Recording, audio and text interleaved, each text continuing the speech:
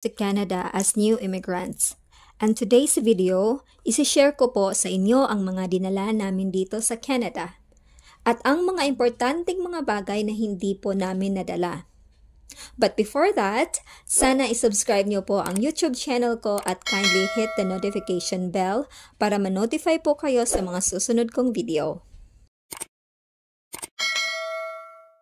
Kung ikaw ay papunta na ng Canada or nagbabalak pang pumunta ng Canada, this video might help you packing your things to bring. Kagaya nyo, marami din akong videos na pinanood at nag-research din ako ng mga dapat na dalhin. At in our case, naglista ako ng mga dinala namin dito sa Canada at hinati ko ito into 6 different category. Necessities, food, utensils and equipment, medicines, school and personal supplies, clothing and footwears. Sa necessities po, dito ko po nilista ang mga bagay na ito. Usually, tigwa 1 pack or 2 packs lang yung dinala ko para at least kung kailangan ko, meron na agad akong magagamit. Kayo na po magbasa ng mga nasa listahan.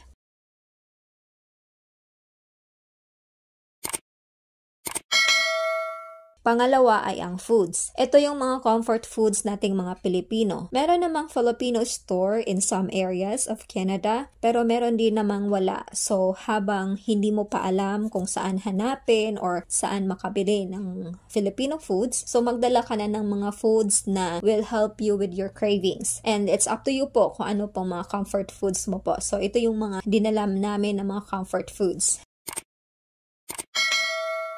Pangatlo ay ang utensils at equipments. Dito sa category na ito, isa sa pinaka-importanting dinala ko ay ang tabo. Kasi mahirap maghanap ng tabo dito sa Canada. Nagdala din ako ng plastic na arenola kasi initially, ang accommodation and offer sa amin employer ay shared utilities. So, inisip ko na magdala ng arenola kasi kapag naiihi ako paggabi, hindi ko na kailangan pang lumabas. But when we arrived here, pinatuloy sa isang staff house na may own kitchen at bathroom. Ngayon, ginagamit na namin yung arenola as timba. Talagang goal ko talaga na magdala ng mga bagay na hindi ko na kailangan na lumabas para maghanap ng mga ito. Which is a very good decision made kasi mahal ang taxi at walang bus sa area. Yung maliit naming rice cooker dinala namin kasi nagkulang pa yung timbang sa box namin at saka nagdala na rin kami ng 5 kilo na rice. But these are optional.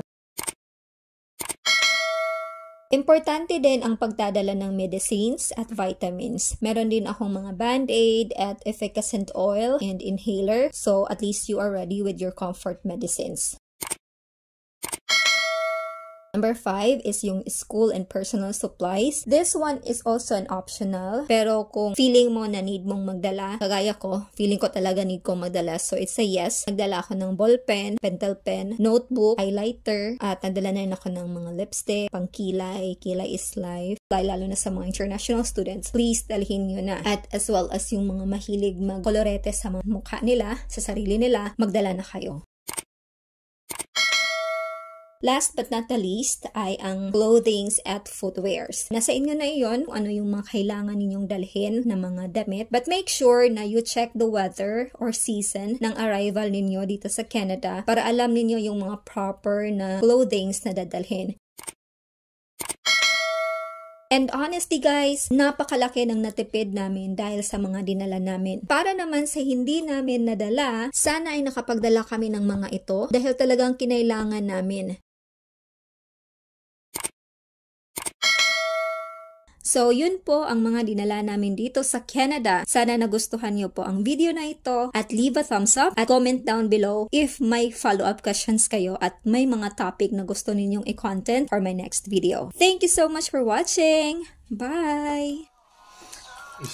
Sakto ra jud nga gipadayan ni mama ang rice o rice cooker. Ay, no ko dili magutman. Napamong tuyo, asin, nagpalit ni og kanang baratuhon lang at taparan, no? Magaan ra pod. So basta lamang na magamit kay wala jud ay taparan noon. So okay lang na may mga tawag ni maluwag, kutsilyo, kutsara. Pero ang taparan, good thing, kay dalata.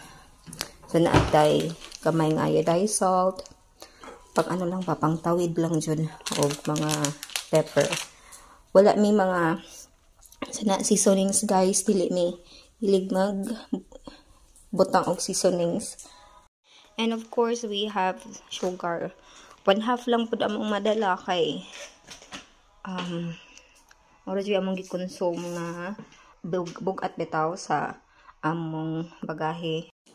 So, na aming mga medicines. Actually, this is vitamins, Immunopro, and then kasagol-sagol nga medicines, mga over-the-counter na medicines such as BioFlu, mga paracetamol, Alaxan, Crimel S.